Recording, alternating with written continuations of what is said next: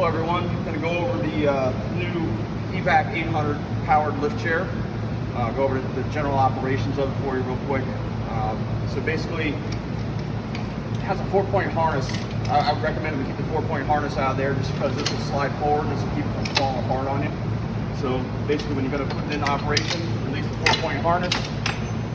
This locks down, that'll lock down.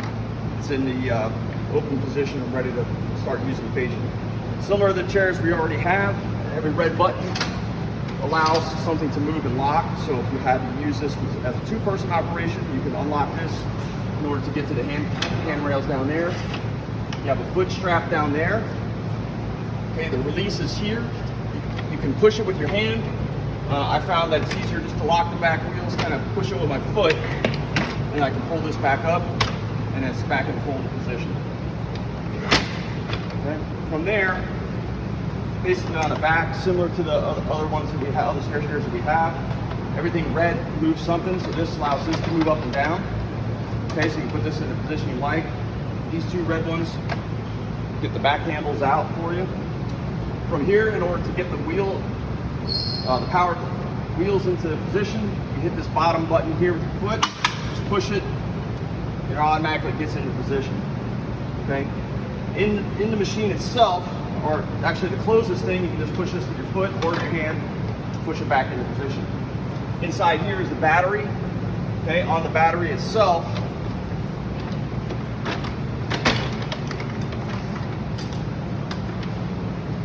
on the bottom we have one on-off button down here. This would turn it on and off.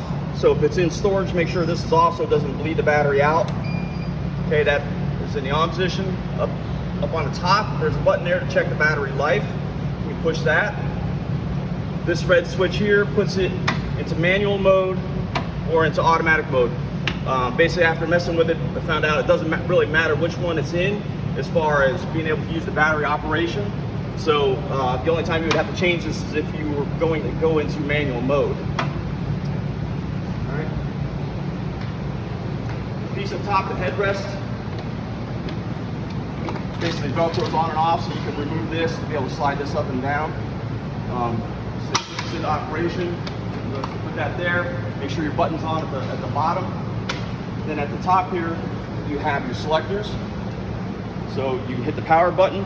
You see this light up, and then basically it's power on, power off.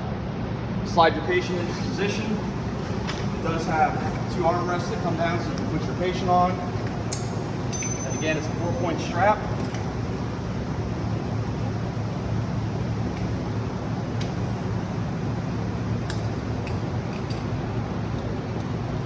Put this onto your patient. And then wheel locks for the back, just like the other ones. Just push the top to release it, right? Bottom one locks them in place, so that wheel would be locked. Go to use it. Basically, you want to get this to the edge,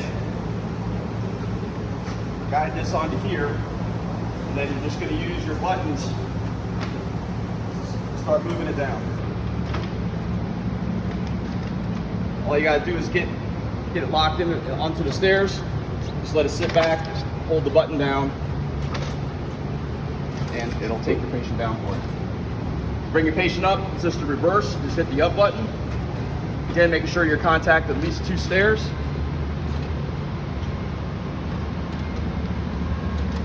And bring your patient up. Once they're at the top, line them back up, and then you can move it like a regular stair chair.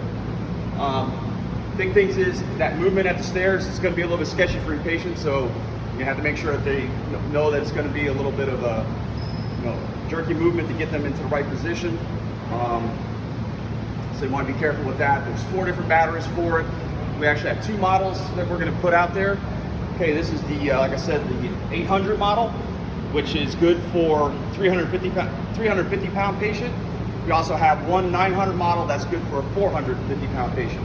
We'll have one 800, one 900 up at Station 2. We'll have 2 of the 800s here at Station 1. A couple things about the battery. It does have a lock on the top here. I would recommend we don't lock it. That way you can just get it in and out a lot quicker. Like I said before, the on-off switch is here, so when it's in storage, you can turn it off so it's not draining the battery. So you got your on-off switch there, right? To get the battery on and off, it basically just slides, right? It comes off, right? The charging port for it, this doesn't flip up, it actually just rotates around. So try not to lift it up and break it. You would slide the charging port in there to get it charged. Close that up. Again, just it's a little bit closer, so you have a button on top here. Push that, it should give you the battery life on there. To re-engage the battery, just push it to one side like that, slide it so it's engaged. Another close-up real quick. Manual mode is with this in the up position. This would be in power mode only. If you're in manual mode, you can still use the powered features, so it really doesn't matter. I would probably leave it in manual mode this way in case you have battery failure. You don't have to worry about trying to get underneath the patient and switch this on and off to manually put the person up and down. So that's the battery operation. Outside of that, I'll also send the little pamphlet and a link to a video that the company put together so you can watch both of these for review. All right, thank you very much.